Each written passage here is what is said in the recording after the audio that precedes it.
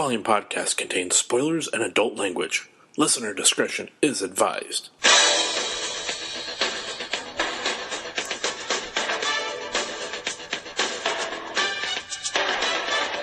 The Showdown Podcast presents the Survivor Series with Corey Miller, Vic Miller, and Brad Scott.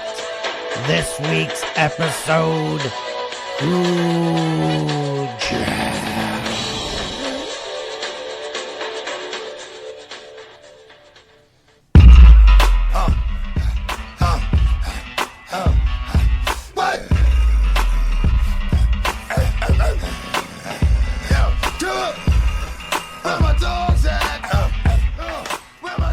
Where my dogs at?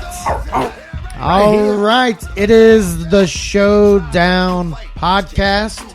Today is a Survivor Series episode, and we are taking a look back at the 1983 horror cult classic Cujo to see if 33 years later it still holds up. I am Brad Dog Scott. Oh God! Joined as always by Corey Dog Catcher Miller. Come on, you're just mad because I thought of it, and it was better than anything you came up with. Vic Atomic Dog Miller. So, welcome to the Showdown Podcast. Hey, how you guys doing? Good. Yep. And so, yeah, we really did we went through a very long debating process as to what music to use, where, and how, what we're going to even do for future episodes. And we forgot to go, hey, what are we going to talk about in this episode before we get to the movie? So, Corey? Yes. What about you? Usually when I pick topics like this, you get mad because you're like, well, this isn't going on until then, so it's blah, blah, blah, blah. So, what can we talk about here before we get into Cujo? By the way, those are very good Corey Miller? Yeah. Miller. Well, good, we can do, huh? Can't do that now. We're going to be releasing this till September. Is that a New York accent? I don't know what that is, but that's you. So go ahead. What can we talk it's what about? you sound like with less beard. Oh, is that it? What can we talk about that I won't sorry. screw up by bringing up? Oh, I don't know. Do you have an idea? No, did you not hear what I just said? Fine, you know what? Have you ever had a dog? Have I ever had a dog? Yeah, okay, I thought that seemed like something more towards the end of the show, but we'll go a different way then. Okay. Yeah, I actually have had, trying to think, 3? I want to say there was a dog I found in like 7th grade. Me and my friends were out walking one day, and we just found this dog, and it followed us all the way back to my house, and I somehow I hid it for like 3 days, almost like a classic like Full House type sitcom episode where like I'm hiding it, I'm like, sneaking food into it and stuff in our spare bedroom. And then letting it sleep with me and everything. You put a bunch of stuffed animals around it. Yeah, so she's just looking through. And He's just sitting there looking at her. Yeah. She doesn't like notice. E.T. And I believe that dog's name was... oh, fuck, I can't remember now. But I got another dog. I got a miniature dachshund. My grandmother got herself a miniature dachshund, and then that made kind of my mom and me want one. So we got one too. They were like one of those purebreds. It was expensive as shit. My grandma bought it for us, and I named it Foxy Brown. And then I had the movie. No, because of the rapper. Of course.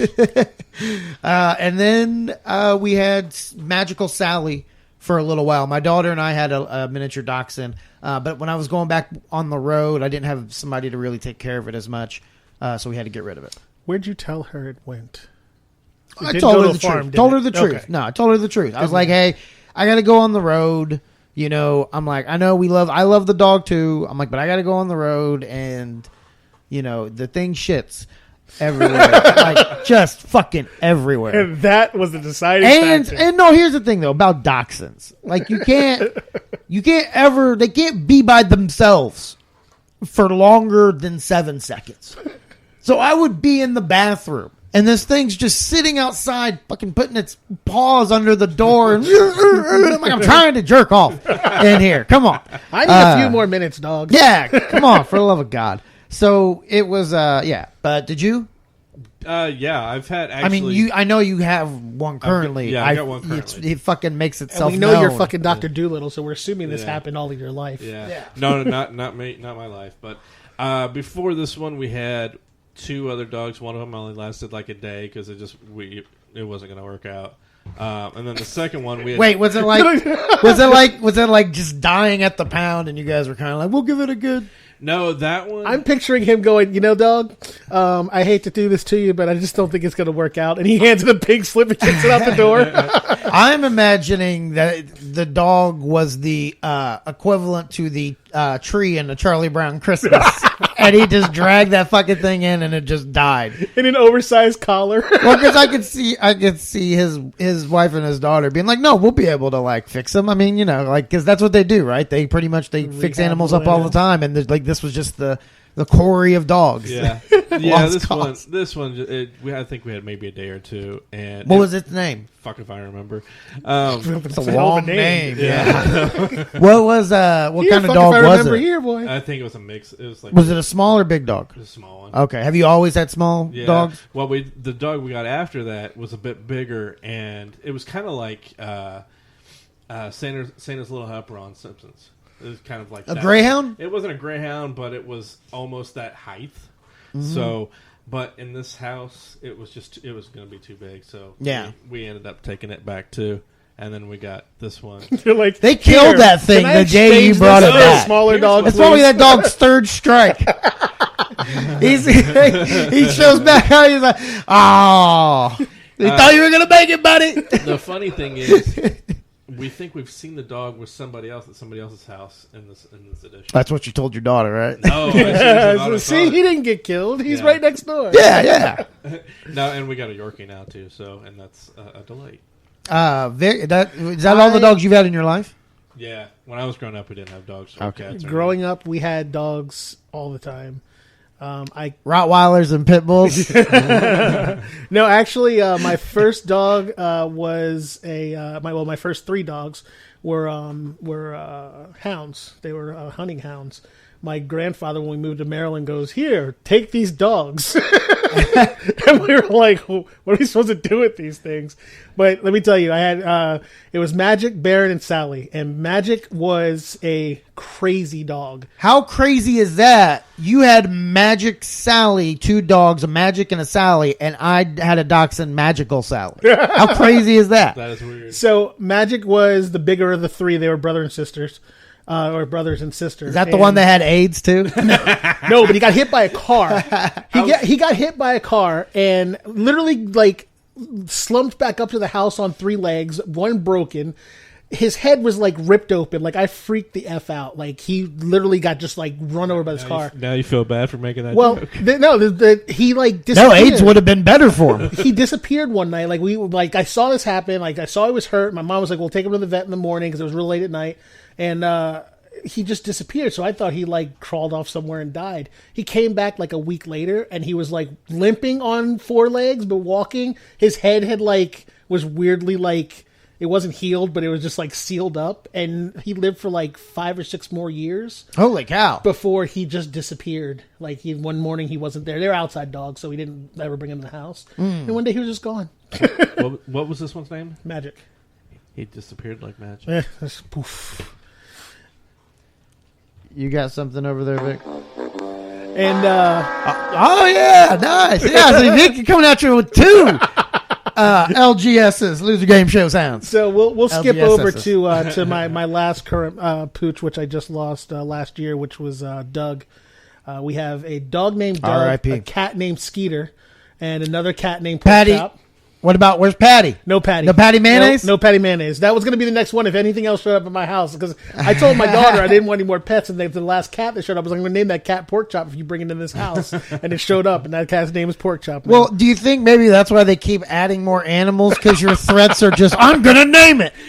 She wanted to name it something cute. And I named it Pork Chop and told her that's what it was going to be. By the way, that's how Corey started. With his We Bought a Zoo. But yeah, but yeah, my boxer was probably my favorite. I'd always wanted a boxer from like when I was younger and like in high school, middle school, high school age. I always wanted a boxer, and I finally got one. But like you said, R.I.P. He's gone. My a buddy of mine used to have a boxer, and we would get it to. She would stand up on her hind legs, and you could actually dance with her. Oh Doug would literally box with you. Like if you started, like you put up fists at him, he would get up on his hind legs and like literally come at you, like he's literally straight up boxing, like 40 style boxing and shit. He was just like, what? But yeah. So. All right, are we ready to get into this movie, fellas? Yeah, let's do it. All right, Tell us a little bit about it. And now, the Showdown Podcast history. All right, Cujo, 1983. I was 1 year old. I did see it when I was, I think, 7 or 8 years old. Scared the shit out of me. Vic. I was 10.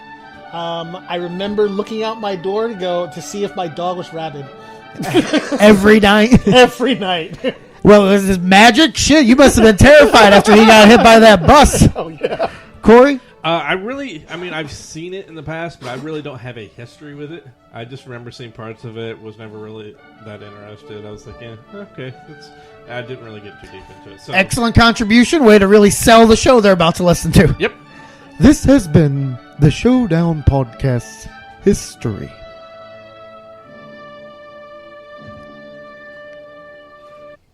Holy shit, we timed that out well. We just fucked it up by addressing how excited we were about it, but I don't care. That was good. Fucking awesome. All right.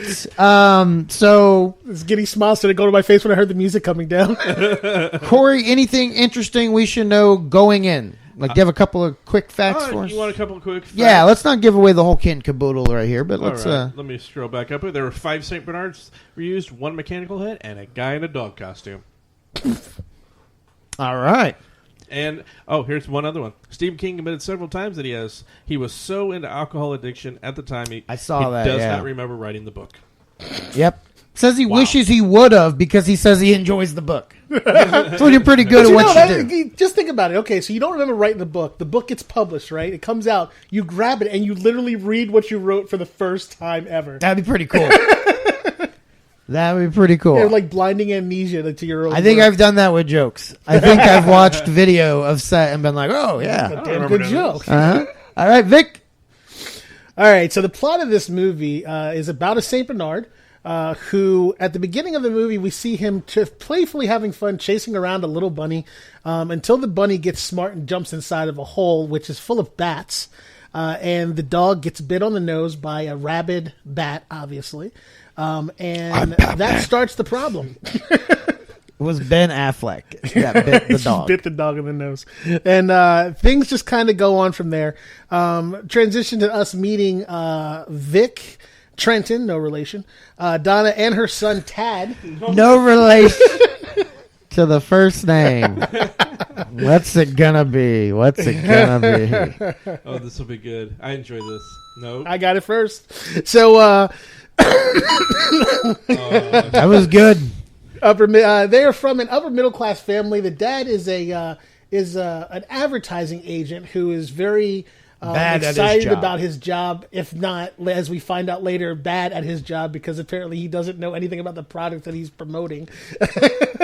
And Donna is a housewife taking care of their young son, who is a big crybaby from the very start of this movie. The first thing we see is him plotting this trek from his closet door to his bed, which they made into this epic montage of running crazily across the floor and jumping into his bed to hide from whatever was living in his closet. I can kind of relate.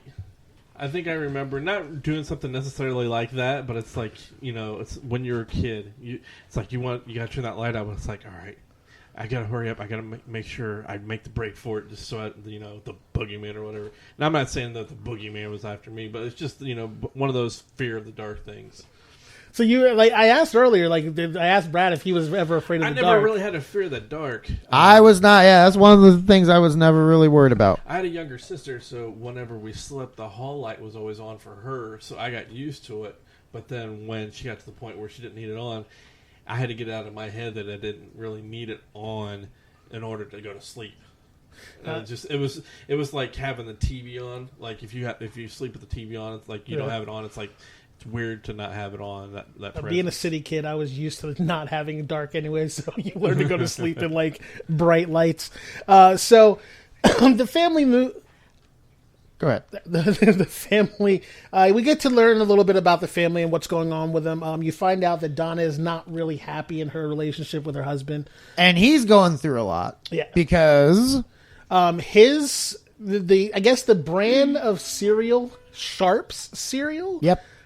Just doesn't sound like a real safe thing in the first place. Has created a cereal that the dye in the cereal turns everything red from their pee to their mouths. Looks like they're bleeding to death. And the problem is because the ad campaign. Yeah. Nope. Nothing wrong here. Well. That's amazing that you pulled that. I had to go to Netflix on my phone because I couldn't find a clip on YouTube. So I did. I had to mute the movie, go through as I'm trying to listen to what you both are saying. Somehow I still know more than Corey about this episode and what's been said. But yeah, that was pretty impressive. So anyways, their baby, their creation, him and his ad partner, they created this ad campaign, and come to find out that there was a huge recall on this product because they thought it was actually making people bleed internally and or causing problems for their health wise. They find out it wasn't causing any issues. It was just the dye they used basically turned everything internally and externally. Yeah. Yeah, it was false alarm, but that doesn't matter. No. I mean, which is actually kind of interesting. That's how it is nowadays, too. Yeah. People don't get the information. I mean, that's just people reading the Facebook headline and not reading the actual story. Well, it's just like any meme you find online where it's like, oh, man pays his $5,000 fine with pennies, and you find out it's all a hoax because somebody just made it up. Yeah. Everybody believes it. And then people just keep passing it on. Yeah. Found out that guy's a dick. Mainly Corey. Yeah. I will say, though, with that whole case that they had going on in the movie, it's never said what the outcome was. But in the book, he had saved that whole thing, and so they didn't end up getting sued. Which is kind of like what you said, how they found out what it was really doing. They skipped over that, like they kind of bunched that all together. So you actually read the book? I've never read this. No, book. I just read it right here on the screen. That would have been your prime time to have played it off. Like, oh yeah, I read it. Yeah, I did actually. No, I think I actually did listen to the book a few years ago, but I don't remember it. So now there's parts of this movie, like there are a number of times in here where I was just not sure when things happened or who they were happening with exactly, or what the hell was going on. The multiple scenes in the same day. Yeah, one thing that just threw me was like, what time frame does this movie exist in? Like, how many days go by during this movie? Because there are literally only like 2 or 3 scenes where you see the day change. Okay. Well, you had and it threw me like a lot. You had the first night when he had to jump into bed. Right. Okay. Then there was the next morning, and then there's the scene with the 2 of them in bed. So there's a second night right there. The 2 of them in bed. Yeah, remember, because during the day she had slept with that dude, and then had that scene. Because that's where the first screw up was, because that day when she was with the dude, that night when she slept with her boyfriend, which, by the way, I was about to get to that, so we'll talk about that next. I know what you're going for. So that's after that. Joe is her ex-boyfriend. Is that right? No, Steve Kemp. No. Huh? Steve Kemp. Yeah. Steve Kemp is her ex-boyfriend. Joe is the mechanic. So Steve Kemp is her ex-boyfriend. No from relation high to school. Sean. Yeah. Or Johnny. Is her ex-boyfriend from high school, who she gets back into a relationship with, and cheats on her husband. And for no real reason, decides that it's over. Like, nothing happened. Well, she probably she saw how the kid was, you know. I mean, Nothing happened. Nothing happened, but her guilt may have caught up with her. Maybe. Just the timing of when her guilt caught up with her. guess. To coincide, I mean, it would have been weird for them to do this 2 months prior. You know, it set up the other things. It's convenient maybe a little bit, but it's just one of those things. I bought into it. Usually there's something that her reasoning was just when he asked her. Remember, he asked her, and she's like, "I have a son who's great. I have a husband who's great."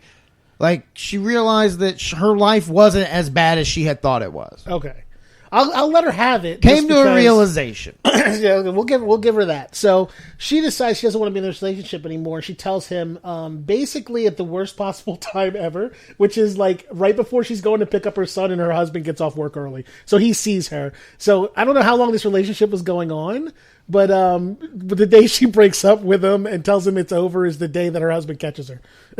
Yeah. Because it could have gone with, like, if he hadn't seen her, he never would have known anything happened. Well, I'd say she's got bad luck throughout the entire film, concerning what happens afterwards. Yeah. So, due to a number of shitty car choices that this family has, they find a mechanic that lives out in BFE somewhere. The family, the dad's car has something wrong with one of his wheels, so he decides he's going to take it in for repairs. Did it seem to you like they just moved back to that town? Because he obviously didn't know that repairman at all, because the mailman was like, "Oh, you don't want to go to this guy. He sucks." You know, like I get this feeling like we've missed part of this movie. Like there was probably a little prelude to what was going on. Like they just moved back to their hometown. Well, I think it's more her hometown or something. It just seemed like filler to get to the dog. Yeah. It was a path. Yeah. So the mailman tells him, "Don't get your car fixed here. Take it up to the Kempers up the road. Joe can fix it for you cheaper, and he won't rip you off." Have we already met the family? The Kemper family? No. Well, not the No, not the Camber. The tow truck or the mechanic guy? No, the main family. Yeah. The dad, the mom, the cheating the mom, Trentons, and the kid that's scared of everything. Yeah, but I mean, like, we didn't even get into that because Dee Wallace, who played the mom, right? Stephen King said this was actually the best performance by a person of one of, like, in a movie based on one of his novels. Really, even more than Misery. I have to argue with him on that one. I don't know. This is the guy who wrote it and had the vision. Like, he had a character in mind, and she fit the bill perfectly. Like he said it was the best performance of one.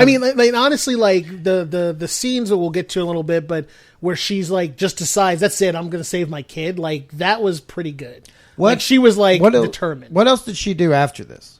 She's done a lot of horror stuff. I believe. Now you're putting me on the spot. I believe she was in the Rob Zombie Halloween remake. Did anybody from this really go on to do things after this movie of like note? You mean besides Tad? Tad, which is the son, Danny Pintaro, right. And he went on to Who's the Boss? He was Jonathan. Oh yeah, I thought you were going to say gay. Jesus. He's 6 in this movie. God. He wasn't even sure at that point, dude. Well, you did say he went on to be. Well, so did he go on to be gay? Yeah, he really did. Oh, he did? Yeah. Oh, okay. I thought you were just making fun of him in this movie. I didn't know what was going on. No, he really is gay. It came out like years ago. I thought you were just saying, I thought you were just making fun of the kid in this movie. I was like, making fun of him, and I was like, Jesus. No. He was 6, and he was scared. Dee Wallace, who we mentioned, she was the mom in E.T. She was Elliot's mom. Okay. She was also in The Howling, Critters. Let's see, what are some of the other 80s She did ones? a number of, like... We'll probably see her at Horrorhound. Right. I was going to say she did a number of, like, low-budget horror movies. Yeah. I mean, you got Popcorn, Alligator 2. Oh, she did a couple episodes of Murder, She Wrote. L.A. Laws. She's done some TV through the years and stuff, too, so... Apparently, a little late on that one. Oh, look at this. Alligator 2. A couple episodes of Murder, She Wrote. She's doing great. So let's get back to the story. So it was a long way to go to get that Who's the Boss song in. Vic. So they arrive back at the house. Let's get to the meat of this. Okay, right? so the meat of this is that, the cars are breaking down. He takes it to the Camber's house to have them look at it.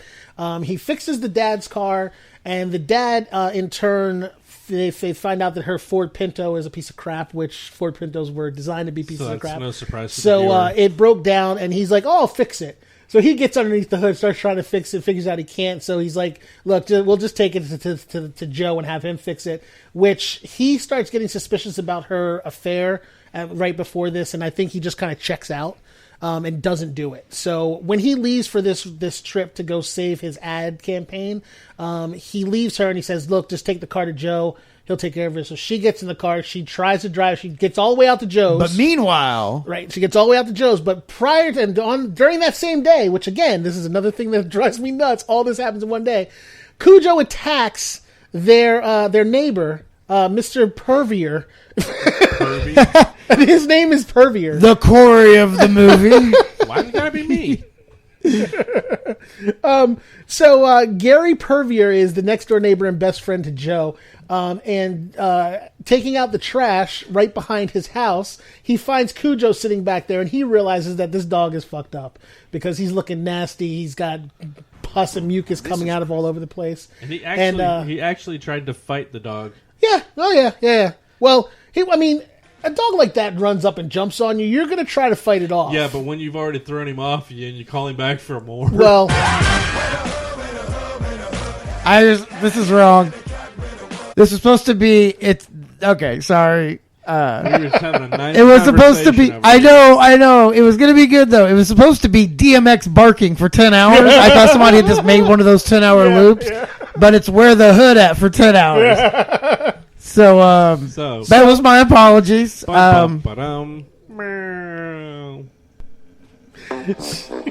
makes up his own game show voice. See, I don't need a soundboard. I have my own soundboard. This is DMX barking. So the dog attacks him. He tries to run. He tries to run and trips, as everyone does in these movies. Gets inside the house and decides that I am going to shoot this dog because he's pissed me off. He grabs his shotgun, which is not loaded, and goes for the drawer, which apparently where the shotgun shells are located. One thing else, why when the dog jumped up on his tiny fishnet screen door, didn't he shut the actual door? Well, just coming in alone, he latched the hook on the door, like the dog was going to pull it open, like he was going to grab the handle and pull it open. Yeah, like I would have maybe shut the big ass wooden door that at least gives you time to load up your shotgun. Yeah, because then he would have come through the window. You would have had the shotgun. You would have been nervous. Something else too that I find hard to believe is a guy like that living all that way out in the country that shotgun isn't already loaded. Yeah. In case somebody like Vic wandered onto his property. And it's a breech loader, double-barrel shotgun on top of that. You know he has shells in that thing already. For every night when he contemplates killing himself. Because he's a fat piece of shit. Named Pervier. So Cujo gets in, rips his throat out, and proceeds to hang out inside the house. And just then Joe shows up and he's like, "Hey Gary, let's go." Because I forgot to mention, his wife won the lottery, $5,000. Bought him an engine hoist, which he was pissed off about, until she tells him, "Oh, I won the lottery," and he's like, "Yeah." When do you get it? Yeah, then he was like Corey during one of our episodes. Right. Okay. He's like, "Yeah, well, I bitched you out and I was about to hit you." No. He was seriously about to backhand her, and then he's like, "Oh, thanks." So she says she wants to go to her sister's house for a week and spend some of that money on herself. Meanwhile, this dick is talking about going to a whorehouse and a baseball game with Pervier with the rest of the money. And getting the clap. Yeah. My bad. This is the Corey of the movie. Because that's really what you want to do, is just go out, spend your money, and get the clap. So he comes over to get him so they can take off. And he finds Cujo. He finds his buddy dead. Finds him. He finds his buddy dead. He's going through the house trying to figure out what happened. And when he turns around, Cujo walks into the room. Which one thing that's really kind of cool about this movie is Cujo's entrances are pretty fucking epic. If you watch it, he always just kind of comes around the corner like, "What's up, dog?" And then basically bites the shit out of him.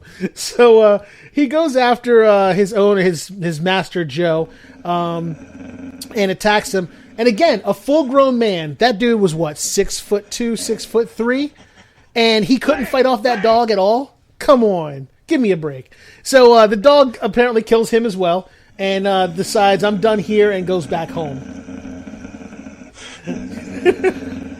So and then we have now.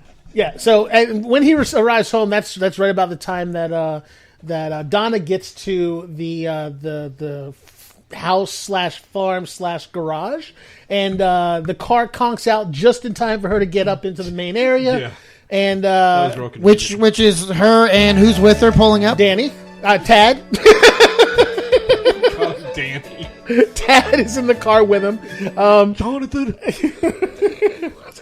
Jonathan, hey, whenever you're around a big rabid dog, you make him a nice mozzarella or some ravioli, or give him some fettuccine. So the dog attacks them as she's getting ready to get out of the car. He jumps up into the window, half into the window that was rolled down for Tad. He gets inside the window, starts snapping at him. She tries to roll the window up. The dog tries to get her arm. Mm-hmm. She almost, if she hadn't done it fast enough, she could have trapped the dog's head in the thing and probably choked him out. But he pulls his head free. It was probably strong enough to pull his head out and break the glass. He pulls his head free, and he proceeds to go around to the other side of the door and attack her door, then climbs up on top of the hood, goes after him again. This dog wants into this car, but they've basically locked themselves up, and they're like, we're just going to wait for the car to cool down because the little boy wants to go. He's crying because he thinks that Cujo's the monster that's been living in his closet. Oh, yeah. Because he's like, it came out of the closet. It came to get me. I didn't even think about that. Who would have thought? Who would have thought he would be the one coming out of the closet? You're welcome for that one. No, what are you taking credit for that? Well, if you didn't know what I said earlier, you wouldn't have. Well, no, but I'm the one that took that information and laid out that brilliance. So he just starts attacking the car. Yeah. The kid is screaming. The mom is freaking out. I probably would have punched that kid in the mouth just to get him to be quiet. I honestly thought it was going to end up being one of those situations. I remember thinking this when I was first watching it. She's going to choke. She's going to smother him. Like, you always see those things where you're talking about, the kid wouldn't be quiet, and she smothers him. Like, that's something that he's done in some of his other movies before, where they just make a rash decision to kill the kid right before they get saved, like the Mist. Yeah. Type of situation, but spoiler alert. Did they hear the beginning of the podcast? So she's covering his mouth, trying to get him to be quiet. The dog, which by rights, basically what's going on is the dog has rabies, and rabies affects their nervous system. So loud noises, bright lights, all that kind of shit drives them batty. Sorry for the pun. And drives them nuts, and then they basically attack everything and anything that moves. So when the phone starts ringing and all the loud noise goes off, the dog goes crazy and he just starts attacking. At one point, the dog decides to run and bash into the side of the car several times, chews off the door handle, just tears the whole car apart. I'm surprised that it didn't break its neck on the 3 times it just bulldoze. Well, it's like those dinosaurs when they get their spine in just the right alignment. It's like a battering ram. That's what was going on there. Those fucking Saint Bernards are tough fucking dogs. They're huge for one, and they can probably take a pretty good hit. In which it does several times when she finally gets the nerve up to get the fuck out of the car. You gotta remember also, even when she's hitting it in the face with a baseball bat, she's a woman who's been bleeding out and been without water and food. Well, she wasn't bleeding out at that point. Well, but she was still in bad shape. She hadn't eaten or drank or probably taken a shit in 4 days. Right. Yeah. Where did they shit? Do you think she shat in that car? Well, she did take all the kids' clothes off, so she may have had to have done something like, just do it in these clothes, baby. We'll get out the car. See, they could have stayed hydrated if they would have drank their pee. Oh. That's where we're going with this? Hey, that's what I hear. You can do that because it's sanitary or some shit. You just saw that in Waterworld. Just saw it? It was a whole new movie. No, I meant he saw that in Waterworld. That's where he's saying that. That's where he read. Right. That's the scientific journal. Yep. So she decides, like, her kid is the one suffering the most. Is while this is all going on, the kid's dehydrating. He's getting sick. He's had to go to the bathroom. And he's passed out at one point, and she's not sure what's going on with him. She can't get him to wake up. Then the kid goes into a what they call a febrile seizure, and he's like, his eyes are rolling up in the back of his head, and he's flipping out like she's losing her shit. You know what I was thinking right when he started having that seizure? Like, you know what was going through my mind? What?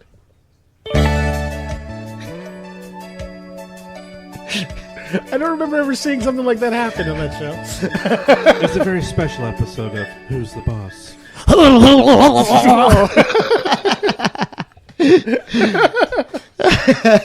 Except he was actually ODing from something.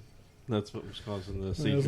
As long as Alyssa Milano is going to be around, I'm fine with it. So the kid's seizing up and seizing up. Yeah, so he's having a fever seizure. Which during that he actually accidentally bit Dee Wallace's fingers. Which actually they show they which recorded they and the left in. Yeah. So as part of it. But you were talking about the fact when the dog attacked, that kid, like, realistically looked like he was about to wet himself. Like, seriously looked like he was about to wet himself. And Corey was saying that maybe they just didn't tell him the dog was going to come and attack the car. Yeah, I think that he was just in the car and they said, all right, we're not going to tell him. And then they let the Saint Bernard go, and it scared the shit out of him because there's no way that kid. I think he was only 6. He's not that good of an actor. He's not that good of an actor because there was real tears. Coming Yeah, and out there was like fear in that shots. kid's eyes, big time. Yeah. So it was pretty. That was probably one of the better scenes, just like seeing that kid's true reaction to everything going on. And I got from a source that he didn't even know how to read, and so all his lines he had to. They're fed to him. Yeah, he fed to him. So the dog attacks. She decides this is it. I'm gonna fight my way out of this. She goes after the dog. Oh, sorry, I'm jumping ahead a little bit. So the dad has been trying to get a hold of them for 2 days now. So 2 days has passed, and he actually says 2 days. It's been 2 days, and I haven't heard from them. The estranged ex-boyfriend / lover. Who tried to basically rape her in one scene, comes back to the house and probably would have raped and killed rape her. Me in front of my son, right? Would have come in and probably raped and killed her had the dad not abducted the kid from the park a couple minutes earlier. The counselors are still looking for the kid now. Yeah, they put up wanted posters. But fast forwarding back together, Steve Kemp shows up to the house and fucking goes nuts. Right. And just starts cutting up all the pictures and pillows and beds and they shit. They had a lot of down pillows because that entire house was full of down feathers everywhere, top to bottom. So was that a big thing in the 80s? Those type of pillows? I don't know. They're a big thing now. They're expensive. Yeah. Really? Yeah, dude. Because they're supposed to be like softer and I also heard more they're comfortable. bad for your neck too. Oh. Yeah. They say technically you shouldn't sleep with a pillow at all if you want to make be perfect for your neck. You have to sleep with one of those curved, like, weird peanut pillows. I'd have to sleep Matches on the my curvature back of your like spine. straight in order for. I don't know, but there were a lot of fucking feathers. That's all I'm saying. It looked like a really bad pillow fight after a bad horror movie with a bunch of co-eds. That's all it looked like. So they go back in. The dad manages to get back in like record time. I don't know where he was. So the damaged, like the pillow feathers all over the place. Your example, your comparison was it looked like a really bad pillow fight. Have you ever watched a horror movie where they have a bunch of co-eds having a pillow fight that explode all over the place? Because that's literally what it was. It was pillows exploding. You would have been like, it looked like somebody, fucking blew up Donald Duck. That would have been a better way to go. Anything like that. But you went all the pillow feathers on the floor. It looked like a fucking big pillow fight. A fucking pillow fight. I stand by the Mario death. I think you're wrong, sir. I do not agree with you. I give myself a coin. I give you a loser game show set. Are we just gonna say? Here's what you get for that. Crickets, motherfucker. You know what? I'll cross promote shows. Vomit. I'll bring WrestleMania sounds into this, Vic. I've got 30. IQs just dropped sharply while I was away. Well, now you're just playing random sounds. Yeah, bullshit. All right, hey, time is tissue. Let's get back onto this here. I'm bringing this. Wrestle Gang's gonna be for shizzle. I gotta steer this thing back in. I gotta give you a point for Why that. am I the only sensible one here? Because you're the only one without a soundboard, motherfucker. I've got one. I'm choosing not to play right now. Telling us you were discussing.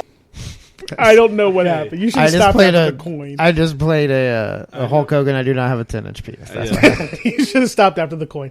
But anyway, All that's getting the dad gets back and finds the house all torn up. He calls the cops. The cops finally show up. Fucking They're snitch. looking around. Bitches getting stitches. So they're Snitches get stitches. It sounded close God, I enough. don't even have the I'm gonna let energy it go. now. Anyway, I'm worried I'm going to run out my battery just on you now. This used to be how I treated Corey. Go ahead. so the cops show up and they are questioning what's going on. They want to know if he knows what's happened to her. Because obviously the dad, if the mom disappears and the kid disappears, the father probably did it. So, he's trying to figure out what's happening. He tells him that she was having an affair, which right before he left, she walked up to and apologized to him for, told him flat out that she did it. She was sorry and everything. No, because she knew he knew. Yeah, at this point, most definitely. But she tried to make amends right before he took off. And when he couldn't get a hold of her those 2 or 3 Right, days, she knew he's probably going to try to get. He was going to try to go get some pussy at that cereal meeting. He's going to look for paybacks. He's trying to go get some milk. In his mind, he's like, "Oh, she apologized, but I haven't heard from her for 2 days." She probably thought he Nothing ran wrong off. with that. He went to go get himself some clap too. So speeding back. They take the cops aside. Okay, well let's see what's going on. And he's like, well, the car's not here. He's like, well, she was supposed to take it over to the campers to get it repaired. So check there. So the sheriff takes off for the campers, and he gets there and sees a car, pulls up past the car with blood all over the windows and the car looking all fucked up, and pulls up past it and gets out of the car. Looked like he was about to do the smart thing and call for backup, and then just decided not to because I guess that's just a bad idea. So he sees Cujo, who basically walks up and attacks him. He doesn't get his gun out. The dog jumps on him and knocks the gun out of his hand. He fights with the dog for a minute and tries to get away from him by climbing up onto a structure in the barn, but apparently not being able to climb high enough because Cujo is able to jump up and grab him and eventually knock him to the ground and kill him. And then, he jumps on top of him viciously and aggressively. Bam! Bam! Go down! So he mauls the cop to death. Now this dog is 3 for 4 right now. 3 full-grown fucking men have not been able to take this dog out. But this one little woman is still alive and has survived two attacks by this dog at this point. So she has lost sight of Cujo. She's not sure where he is. She gets out of the car, and at one point she stoops down, ass in the air, to look under the car. The dog is standing right behind her.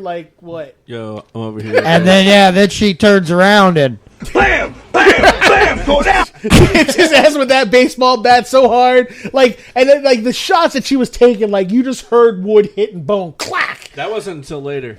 That was you're cutting out a big section of when she went back into the car because he came up. oh, let's just cut out the car. section. But, It's all dog murdering. It's all. We were just progressing. Yeah. We took up enough time with our battle. Yeah. So she does eventually fight this dog. She hits him several times with a baseball bat. Bam! Bam! Bam! Go down! The dog, the baseball bat snaps and becomes no longer a bludgeoning tool, but an actual murder weapon of stabbing. And the dog jumps on top of her, in which she stabs the dog somewhere. And impales him right and he seems to pass out on top of her, and she pushes him off, runs and grabs her kid, runs inside the house. Rabies does not give you superpowers. It doesn't. You know what? This dog should have been dead But 5 times. this is not like your Chihuahua or something. This is a huge dog that's meant for surviving. But then shit. she should have taken the gun and shot him. Yeah. She But picks up the gun. Yeah. Which was smart.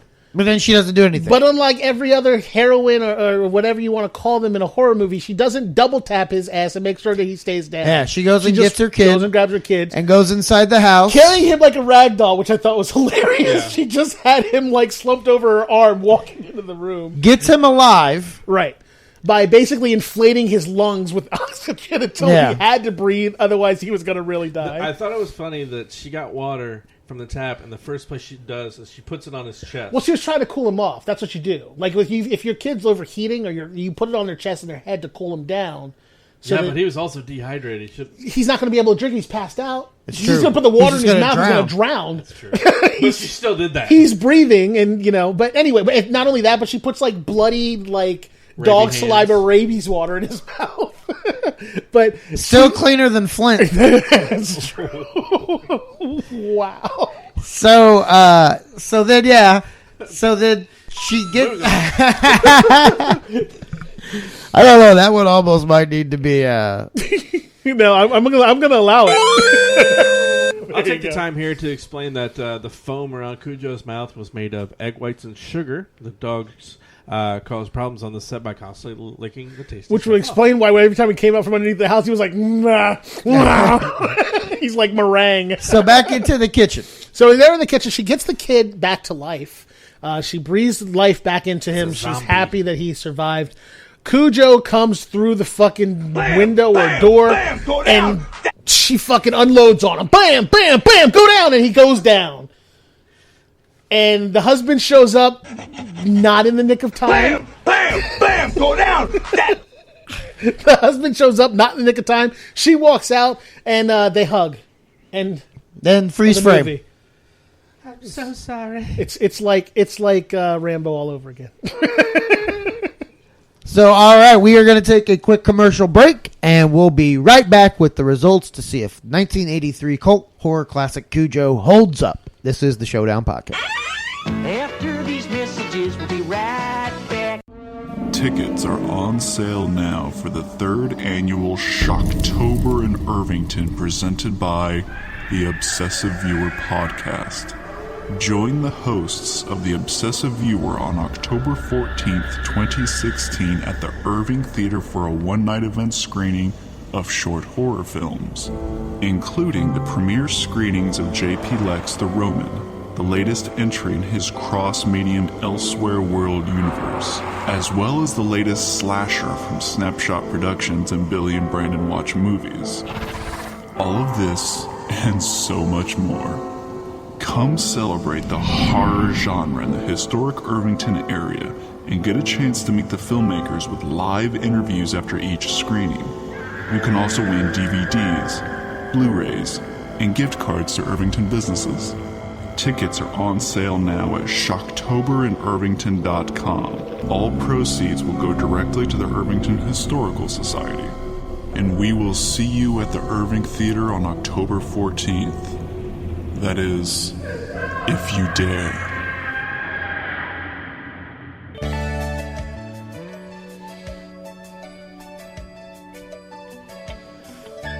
It's commercial time for the Showdown Podcast. All right. Corey, where can the people find you at? You can find me on Twitter and Letterboxd at NKOgonzo. Vic? You can find me online at MillerKing51 on social media and online playing games of all kinds as Black and Angry. That's BLAQ and Angry on Xbox One. And you can find me at BradScottComedy.com. You have social media links there as well, including Facebook, comedian Brad Scott, Twitter and Instagram, Brad Scott Comedy. And follow the show on Twitter at The Showdown Pod. Follow us on Instagram at The Showdown Pod. And click like on Facebook, The Showdown Podcast. Somebody should. All right. Let's get back to the show.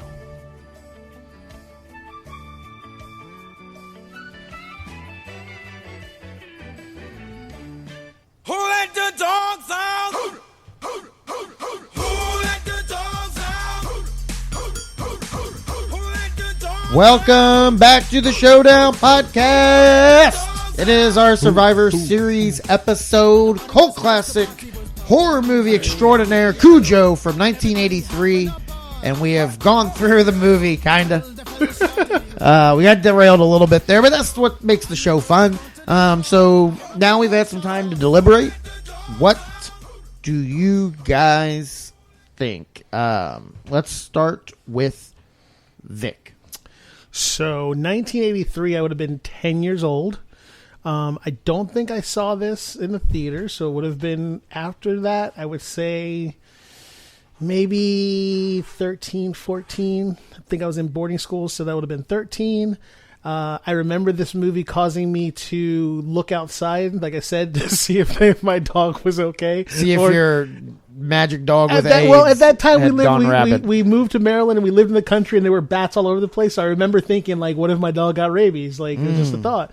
But I remember this movie really scaring me because, like, I remember seeing big dogs like that all the time, Rottweilers, things like that. But I don't remember the movie causing me to ask so many questions when I saw it the first time. Like, I was like, I don't understand time frames in this movie, like nothing. Like, I was completely oblivious to any of that when I saw it the first time, and I know that because it's hitting me so hard right now that bothers the piss out of me. There were just so many different jumps and shit in there. I don't know how long this movie was. I don't know what time frames it happened in. Like, why were they even there? Like, were they new to the town? Like, what the fuck? But I still enjoyed the movie. I still had fun with it. I liked the fact that the dog was crazy. Like, finding out that there was a guy running around in a dog suit makes it even better for me because I still want to know where the fuck that was, at what point that was in there. It could have been. Like, I almost want to watch it again to see if I can figure out when the guy was running around in a dog suit. I'm thinking the headbutt into the car was probably the mechanical head.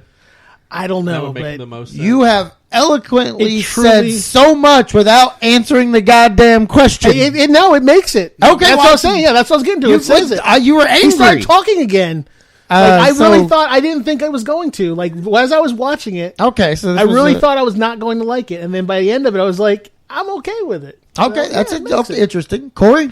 Yeah, I'm okay with it too. I think it gets a lot of praise, like in the horror community, as being like this a great film, and it's good. I wouldn't say it's great. It's passable. Yes. It's amazing because most of the movies he picks for the challenges are literally these movies. This was actually my movie. Yeah, this was because we were. This was Corey's pick. Well. In my defense, we were wanting to go with something from the 80s or 90s that was available on Netflix or Hulu. Possible. Yeah. Anyway, Brad, what do you think? It doesn't fucking matter now. I pretty much was assuming you were going to be against it. So that's why I said it other way. No, it's all three. I liked it when I was a kid. It scared me when I was a kid. And I think now it's weird because there was another part of me that was unnerved by it, which was as a parent. Like, that's a very cliched thing to say. I even saw reviews where they say that. But that is true. Like, it's a weird dynamic watching it with a kid than watching it as a kid. I was scared for different reasons as a kid. I was made more uncomfortable for different reasons as an adult. I would have found this movie more scary, and we talked about this before when we earlier when we thought that there's a remake. You said it was a What did you say? No, they're remaking the movie, and it's called Cujo, but it's an acronym. Yeah, it's an acronym for a canine like assault group of some sort. I don't remember exactly what it says, but no, it was literally said a remake of Cujo. So it's probably going to be that like this dog was like decommissioned after war. Goes home or something. What was the movie with the Rottweiler who was like robotic something? Do you remember what I'm talking about? Yep. What was that movie called? Turner and Hooch. No. No, I gave him the coin. I thought that was actually pretty good. That was pretty, that was well timed. What I was gonna say though was I think the movie would have been scarier if it had been like a Rottweiler or some big mastiff dog instead of a Saint Bernard, because I just wanted. I just felt really bad for the dog. I think the idea behind it being a Saint Bernard, though, is that Saint Bernards usually are considered heroic and like supposed to save you, not maul you. Oh yeah, I get that. But as a viewer watching, it's like, oh, I just feel really bad for the dog, and I did the entire movie. Man's Best Friend.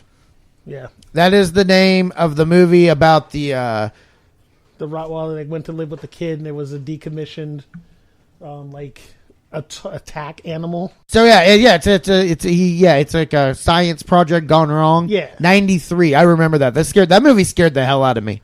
I think I remember just like the preview and everything scared me actually more than maybe the movie. I think it might have been pretty bad. It's got a 5.0 on IMDb though. That's not bad for 11 year or 10 year later Cujo. Yeah. What would be? I mean, this was Jaws with paws. Nice. Which they even referenced Jaws at one point during the movie. The kid was pretending he was Jaws in the morning. Yeah, that's right, with the hand. Yeah. However, when I referenced Jaws, he's like, "Did you just make a reference to Jaws in the Cujo movie?" I was gonna give you props for it because I thought it was funny. Yeah, that's not the way you said it, though. Well, that's not. That's what I meant. So we have obviously the original Jaws. Right. Then we even had Orca, and then we had Cujo. What I know, Kevin James. Yeah, Kevin James is going to make a horror sequel to The Zookeeper. No, Kevin Smith's supposed to be making Moose Jaws. Right. With his Jaws with a moose, yeah. Which I actually think sounds like an interesting movie. And it is the third of the trilogy of Tusk Yoga Hosers. So I really like Tusk, so I'm interested to see that. Oh yeah, right. I definitely want to see it for sure. But what other animal could there be? What's another animalistic type kind of trap movie? Well, we had. Well, what kind of animals are you wanting to go with? Like wild animals? You could say like a lion or a tiger. I mean, that's zoo. But so you want to go like domestic? Yeah. I heard of fucking cats. What? I mean, although I guess I was including Jaws in that. So. Oh yeah. Can't really go true. domestic. So. Okay, yeah. What would be then? What would be? Because you also have to remember, it has to be a plausible situation for why you're. Bear. Like through the woods. Yeah. It's a lone camper out there, like he's a hunter, and he's that movie has been made. Grizzly Man. Oh, that's true. That's exactly what happened to that guy. That's exactly true. But I was thinking Revenant. That freaking scene where that bear mauled him was ridiculous. He just like stomped on him. Could you do? I mean, rabid dog's about the only domesticated animal I think that could pull that off, like a big dog like the Saint Bernard or Rottweiler or something. But I mean, was it the birds that? I don't know about the. Well, I mean, the birds was a flock. But you know what would be fucked up is like a crazed kangaroo. Ooh. Could you imagine? Have you seen like what a kangaroo's paw, like his upper arms look like? Oh yeah, like they have these skinny little arms with like muscles, but then their paws are like. Have you seen the one picture of the one who just looks swole? No. Just look up buff kangaroo. Go ahead, Google it right now. Buff kangaroo. He's just swole. Have you seen that, Corey? No. Well, like I was saying earlier, if they actually like replace like this, the remake of Cujo should be like one of those triple XL pit bulls, the big giant muscular ones. If that was the one Cujo, that looks like Benzino. Yeah, I would have been done. I wouldn't have even tried to fight it. I would just like expose my soft parts and be like, just end me now because I ain't fighting you. So did you Google the buff kangaroo? Yeah, it's ridiculous. Amazing, right? There's like they're in poses like firemen in a calendar, and they're flexing. It looks like on purpose, like they were in like they were like competing in a Mr. Universe contest. That's creepy. Which is ridiculous. Yeah, and I did find the Cujo acronym. It's Canine Unit Joint Operations. This sounds awful. Horrible. Yeah, it sounds like I will not go watch it probably. It sounds like a direct-to-video movie. Watch it become the best horror film ever. That means there's going to be more than one dog, I have a feeling. But I had thought of another animal I wouldn't want to come across either as rabid is a ostrich. They'll pick your eyes out when they're not even rabid. They're not even worried about their beaks. It's those freaking clawed things at the bottom of their legs. You know what other animal is aggressive you wouldn't expect? Peacock. Really? Peacocks will attack you. Huh. Mm-hmm. Never got close enough to one. What happens if you come across a rabid honey badger? Oh, it's already pissed off. It doesn't give a fuck. You're now done. It's got rabies. Take over the world. It becomes smarter, sentient, and starts talking. So Oh. grows to 6 foot. Everybody says we're really mean. We're not. You're just in our area. However, you are going to be my slaves.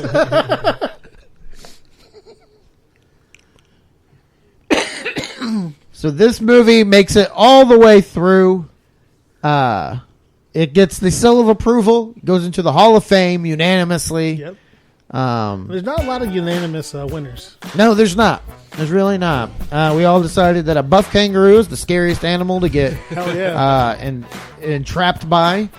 And when the honey badgers are going to one day take over the world. So be prepared. We don't have to worry about zombies. Yeah. We got to worry about sentient honey badgers. We agree that the remake sounds awful right now. Yes. Yes. And is there anything else? Anything else for the show, Vic? Not a thing. I'm good. I will say this, just not have to do with the episode, but please rate us on iTunes and all that. Oh yeah, actually, yeah. The contest may have already been going on or whatever, but we're going to give away some prizes for people that give us a review on iTunes. Takes less than 5 minutes, or if you just want to give us a rating on there, that's fine too. Just let us know that you're supporting the show. We appreciate everyone that listens. God bless all of you. We'd be doing it with or without you, but with you makes it a lot more fun.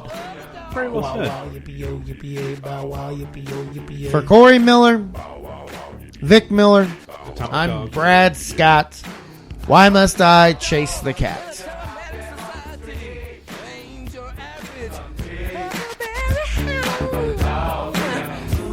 Why must I feel like that?